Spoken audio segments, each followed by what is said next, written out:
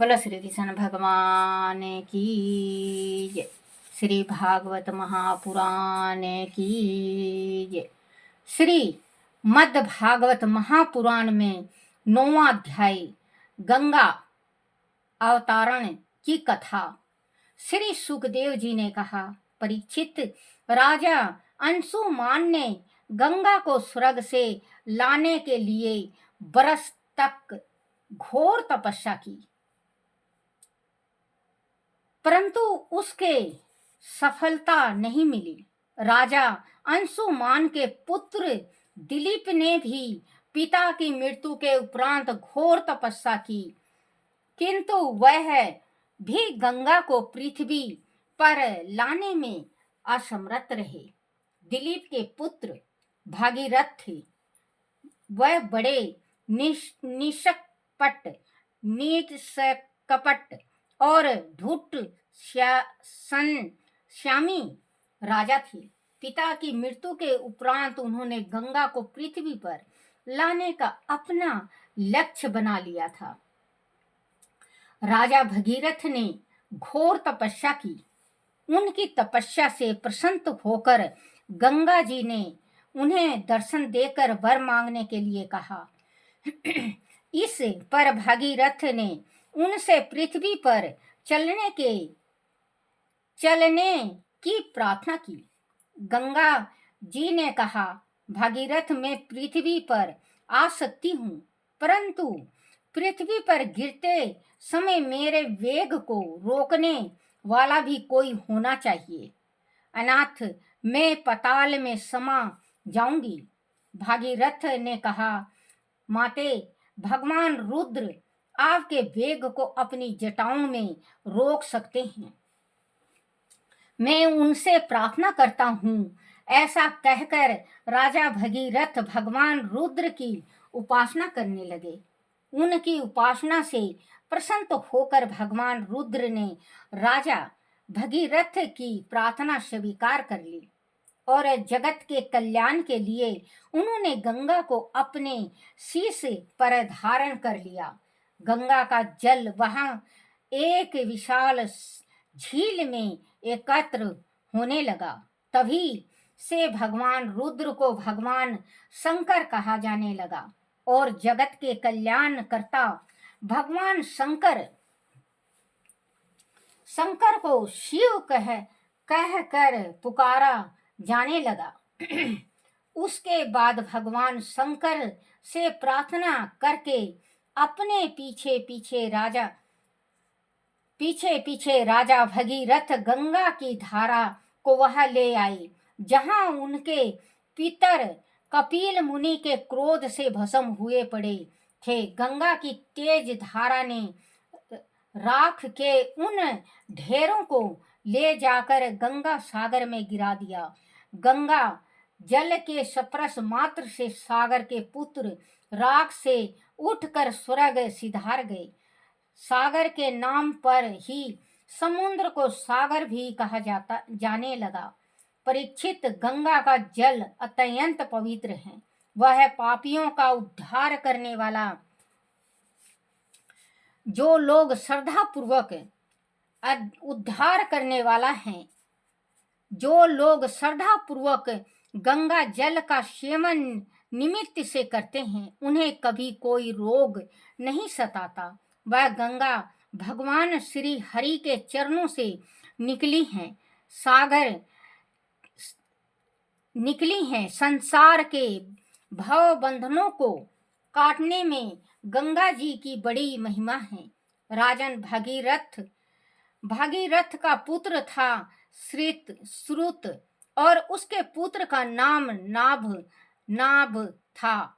नाभ का पुत्र था सिंधुदीप और उसका पुत्र आयुतायु था। आयुता का पुत्र ऋतुपर्प था। वह राजा नल का परम मित्र था। उसने राजा नल को पासा फेंकने की विद्या सिखाई थी।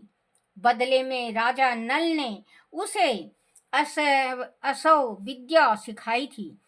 ऋतुपर्ण पर्णा का पुत्र सर्वकामा हुआ और उसका पुत्र सुदास हुआ। सुदास का पुत्र सोदास वशिष्ठ ऋषि के श्राप से राक्षस हो गया था। वह संतानहीन था। राजा परीक्षित ने पूछा, मुनिवर, गुरु वशिष्ठ ने सोदास को श्राप क्यों दिया था? कृपया बताने की कृपा करें। श्री सुखदेव जी ने कहा, परीक्षित, एक बार राजा सोदास शिकार खेलने वन में गए हुए थे। उन्होंने किसी राक्षस को मार डाला। उसका भाई जान बचाकर भाग गया। उसने राजा के इस कर्म को अनुचित और अन्यायपूर्ण समझा। वह एक रसोइये का भेष धारण करके राजा सोदास के पास पहुंचा और महल में रसोइये का कार्य करने लगा। वह राजा से बदला लेना चाहता था। एक दिन वशिष्ठ जी राजा के वहां भोजन करने के लिए पधारे। तब उस रसोइये ने एक मनुष्य का मांस पकाकर उन्हें परोस दिया। वशिष्ठ जी उसे देखकर क्रोधित हो उठे। उन्होंने राजा को श्राप दे दिया कि वह इस कर्म से राक्षस योनि में जा पड़ेगा। राजा ने उनसे प्रार्थना की कि वह कार्य उनका नहीं है, रसोइया बने राक्षस का है। इस पर वह कुछ नरम पड़े और उन्होंने उस श्राप की अवधि घटाकर केवल 12 बरस की कर दी। इस पर राजा सोदास को क्रोध आया कि उन्हें अकारण ही वह श्राप भोगना होगा। उन्होंने स्वयं भी वशिष्ठ जी को श्राप देने के लिए हाथ में जल उठाया तो राजा की पत्नी मदयंती ने उन्हें रोक दिया। तब उन्होंने हाथ के जल को अपने पैरों पर गिरा दिया।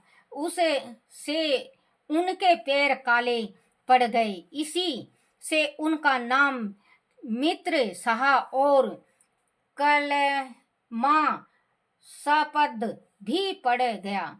जिन दिनों वह राक्षस बने हुए थे, उस समय उन्होंने एक वनवासी ब्राह्मण को अपनी पत्नी के साथ सहवास करते हुए देख लिया। कलमाश को बड़े जोरों की भूख लगी थी। वह ब्राह्मण अपनी कामना पूर्ण भी नहीं कर पाया था कि कलमाश ने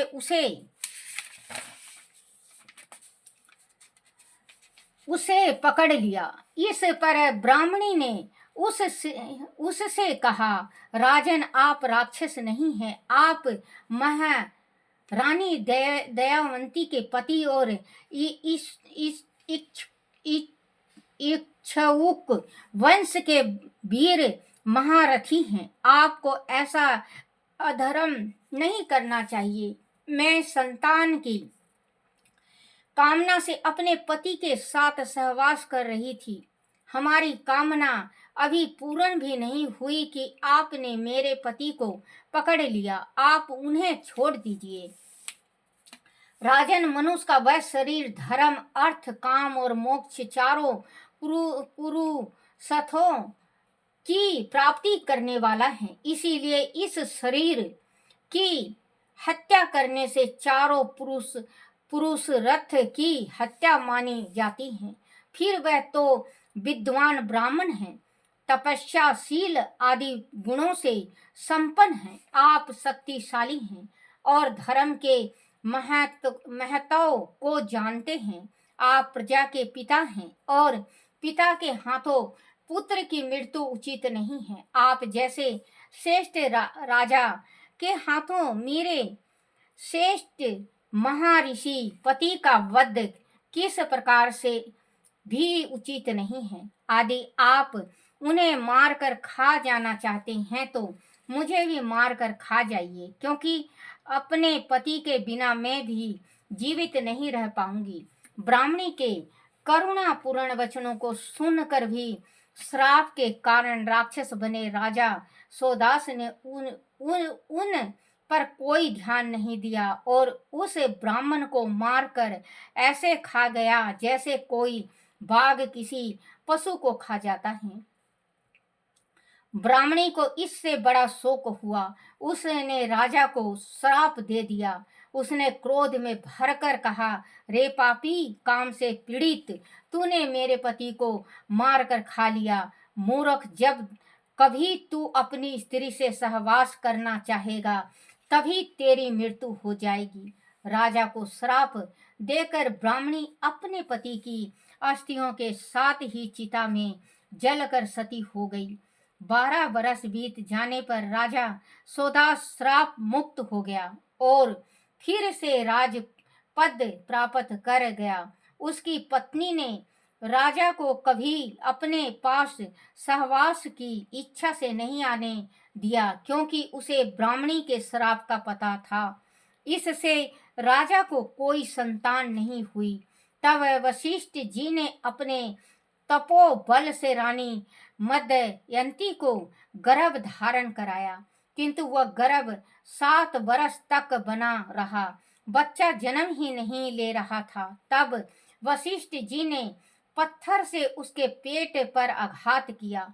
बालक का जन्म हो गया। उससे जो बालक उत्पन्न हुआ वह असम पत्थर की चोट से उत्पन्न होने के कारण असमक कहलाया। राजन, असमक से मूलक का जन्म हुआ। जब परशुराम जी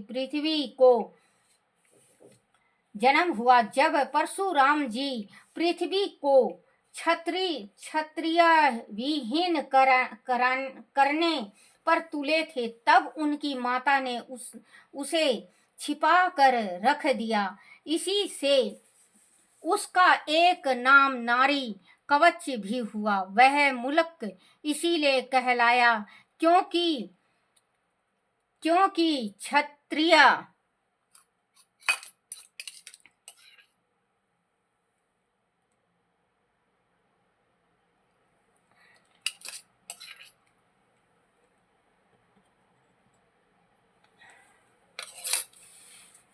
क्षत्रिय विहीन पृथ्वी पर क्षत्रियों को पूर्ण जन्म देने वाला वही मूल प्रवर्तक बना। मूल के पुत्र हुए दशरथ और उनके पुत्र हुए एडविड तथा एडविड के पुत्र राजा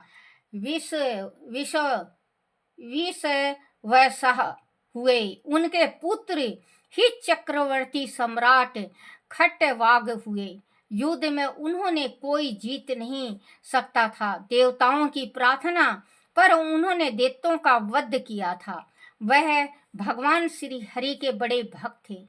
अपने अंत समय में वह आत्मा स्वरूप में शीतल होकर परम गति को प्राप्त हुए थे।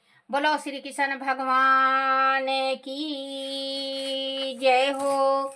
श्री कृष्ण गोविंद हरे मुरारी, हे नाथ नारायण वासुदेवाय, हे नाथ नारायण वासुदेवाय, हे नाथ नारायण वासुदेवाय। बोलो श्री कृष्ण भगवान की जय हो। आरती श्री भागवत भगवान की है आरती, पापियों के पाप को है तारती। आरती श्री भागवत भगवान की है आरती, पापियों के पाप को है तारती। बोलो श्री कृष्ण भगवान की जय हो। अपने अपने माता पिता की जय हो। अपने अपने गुरुदेव महाराज की जय हो। हे मेरे कन्हैया, हे मेरे बंसी वाले, हे मेरे गिरधर, हे मेरे मुरारी, हे मेरे मोहन, मेरे से कोई भूल हो जाए, गलती हो जाए, टूटी रह जाए, मुझे क्षमा करना, क्षमा करना, क्षमा करना, दया करो, दया करो, दया करो, कृपा करो, कृपा करो, सुख शांति दो। अपने अपने माता पिता की जय हो, अपने अपने गुरुदेव महाराज की जय हो। बोलो श्री कृष्ण भगवान की जय। श्रीमद् भागवत महापुराण की जय हो।